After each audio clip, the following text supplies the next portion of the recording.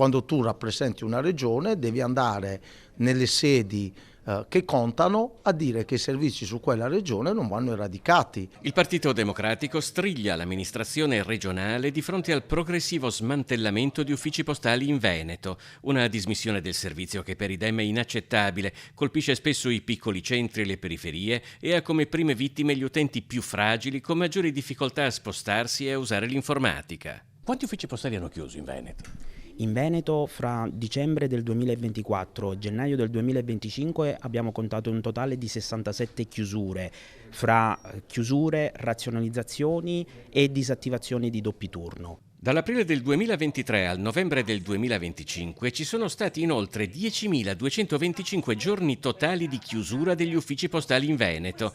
La provincia più colpita è di gran lunga quella di Treviso, con 2.426 giorni di chiusura, seguita dai 1.804 giorni di chiusura di Venezia e i 1.598 di Padova. Secondo la CGIL c'è una precisa politica aziendale. Si vogliono valorizzare sul mercato speculativo e quindi tagliare dipendenti, tagliare uffici per aumentare la redditività, ma questo rischia di essere la morte di Poste Italiane.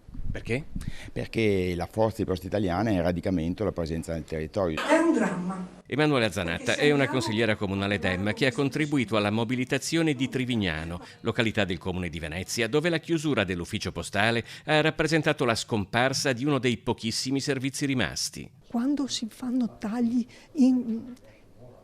sull'altare del Dio costo-beneficio, si tagliano, si va col rullo compressore sopra queste storie. Se spesso accanto ai cittadini si sono mossi i sindaci di destra e di sinistra, il PD chiede che ora farlo sia la Regione, mettendo sul tavolo tutto il suo peso politico. Noi chiediamo che venga istituito immediatamente un tavolo per fare due valutazioni.